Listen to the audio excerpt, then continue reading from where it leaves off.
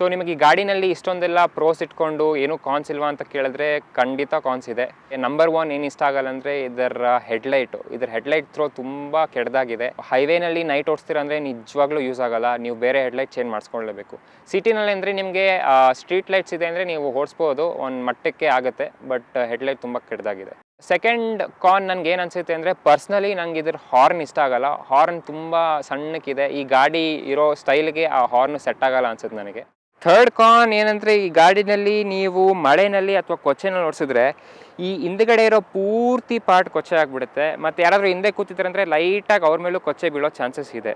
Fourth ಕಾನ್ ಅಂದರೆ ನಾನು ಇದ್ರ ಬ್ರೇಕ್ಸ್ ಅಂತ ಹೇಳ್ತೀನಿ, ಬಟ್ ಕಂಪ್ಲೇಂಟ್ ಮಾಡೋಕ್ಕಾಗಲ್ಲ, ಯಾಕಂದರೆ ಗಾಡಿ ಸ್ಕ್ರಾಮ್ಲರ್ ಕ್ಯಾಟಗರಿಗೆ ಬಿಲಾಂಗ್ ಆಗುತ್ತೆ. ಸ್ಕ್ರಾಮ್ಲರ್ ಕ್ಯಾಟಗರಿ ಗಾಡಿನಲ್ಲಿ ಬ್ರೇಕ್ಸ್ ಅಷ್ಟೊಂದು ಸ್ಟ್ರಾಂಗ್ ಆಗಿರಲ್ಲ, ಅದ್ರ ಬೈಟ್ ಸ್ವಲ್ಪ ವೀಕ್ ಇರುತ್ತೆ. ಬಟ್ ನಾನು ಸಿಟಿನಲ್ಲಿ ಓಡಿಸೋದ್ರಿಂದ ನನಗೆ ಬ್ರೇಕ್ಸ್ ಇನ್ನೂ ಸ್ವಲ್ಪ ಚೆನ್ನಾಗಿರ್ಬೋದು ಅನಿಸುತ್ತೆ. ಇದರ ಯಂಗರ್ ಬ್ರದರ್ ಟ್ರಯಂಫ್ ಸ್ಪೀಡ್ 400 ಬಗ್ಗೆ ಮಾತಾಡಿದ್ರೆ ಅದ್ರ ಬ್ರೇಕ್ಸೂ ನನಗೆ ಅಷ್ಟೊಂದು ಸ್ಟ್ರಾಂಗ್ ಇಲ್ಲ ಅನಿಸ್ತು, ಯಾಕಂದರೆ ಅದು ಮೇನ್ಲಿ ಸಿಟಿಗೋಸ್ಕರ ಮಾಡಿರೋದ್ರು, ಅದರಲ್ಲಿ ಬ್ರೇಕ್ಸ್ ಇನ್ನೂ ಸ್ವಲ್ಪ ಚೆನ್ನಾಗಿ ಮಾಡ್ಬೋದಿತ್ತು. ಆ್ಯಂಡ್ ನಿಮಗೆ ಬ್ರೇಕ್ಸ್ ಚೇಂಜ್ ಮಾಡಬೇಕಂದ್ರೆ ನೀವು ಈಸಿಲಿ ಅದ್ರ ಬ್ರೇಕ್ನ ಇದಕ್ಕೆ ಸ್ವಾಪ್ ಮಾಡ್ಬೋದಿತ್ತು, ಬಟ್ ರೈಟ್ ನಾವು ನೀವು ಥರ್ಡ್ ಪಾರ್ಟಿ ಬ್ರೇಕ್ಸೇ ತೊಗೋಬೇಕಾಗುತ್ತೆ. ಬ್ರೇಕ್ಸ್ ಬಗ್ಗೆ ಮಾತಾಡೋಕೆ ಹೋದಾಗ ಹಾಗೇ ನನಗೆ ಸಿಟಿನಲ್ಲಿ ಓಡಿಸೋದ್ರಿಂದ ಈ ಗಾಡಿನೇ ಬೇಕಿತ್ತು ಅಂತ ನೆಸೆಸಿಟಿ ಇರಲಿಲ್ಲ.